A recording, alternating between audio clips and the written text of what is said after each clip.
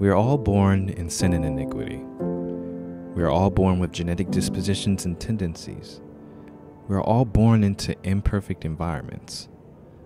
Yet, we are all created in the image and likeness of God. How? Like, those things don't even go together. Exactly. You are the victim.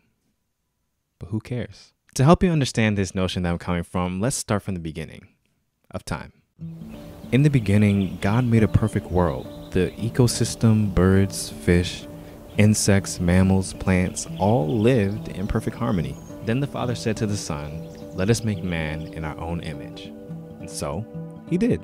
Adam and Eve were designed to worship God and to tend to the garden that he gave them for their pleasure. And since Adam and Eve were created in the image of God, they were designed differently than the rest of the mammals in the animal kingdom. Cognitively, we are much more advanced. As humans, we have the ability to identify our moods and emotions. We can describe our mental state. We have the ability to step outside of ourselves. We can have self-awareness. Our actions are not completely subject to determinism. We have imaginations, the ability to create in our minds beyond our present reality. We have a conscience, a deeper inner awareness of what's wrong and right, and the independent will to act and behave based on that awareness. Ultimately, between any stimulus and response, man has the ability and freedom to choose. God made us in his image. He did not create robots. And for worship to actually truly be worship, it has to be a choice. Lucifer chose to rebel against the government in heaven, and he suffered the consequences. He knew firsthand the power of the freedom of choice, and he targeted that freedom of Adam and Eve. We all know what happened after that. Still sucks. I say all of this to say that the same freedom of choice exists today. Yes, we are engulfed in a world of darkness. Yes, you are inclined in disposition to sin. Yes, technically you are the victim of all of this, but who cares? Satan sure doesn't. He wants you to stay the victim, and Jesus came to earth, fully human, and showed us what the freedom of choice looks like.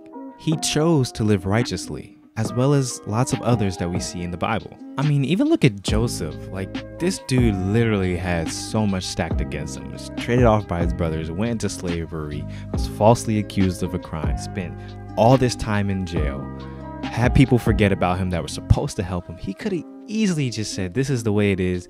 This is my circumstance. I gotta do what I gotta do to get out of this. I gotta grind. I gotta step on people's necks. I might have to sin here or there to do that. People obviously don't care about me. He could have went that route. He could have gave up on God. He could have not honored God because of all he had gone through. He could have continued to just let life happening to him, but he didn't. He took ownership and control over his life. He made decisions based on what God would have him do. And we see how the story ends. Now, of course, you can't see how your story is going to end, but we have proof that even when it seems like we're going through a continuous eternal valley, God has your best interests in mind. You and I were gifted the freedom of choice. We can choose the response to our situation. We can choose righteousness over ratchetness. We can choose the things of God over the things of this world. We can choose the spirit of Christ instead of the spirit of our zodiac sign. Your situation might not be your fault, but your response is. Of course, choosing to change your situation and actually changing your situation are a far journey apart from each other. But making the decision to be the programmer instead of just the program, the owner instead of the renter, taking responsibility for your life and then handing it over and submitting it to God is the first step in the right direction. Honor God with the freedom that he gave you. Make the heart change. Stop saying, this is just who I am, and start saying, this is who I'm becoming through Christ Jesus. Because you were made to live an abundant life that's pleasing to God, and not just to be subjected to your circumstances or situation. You are the victim, but who cares? Hey guys, thanks for watching this video. If you enjoyed it, make sure you smash that like button, and for more information that might be helpful to you, make sure you check the description.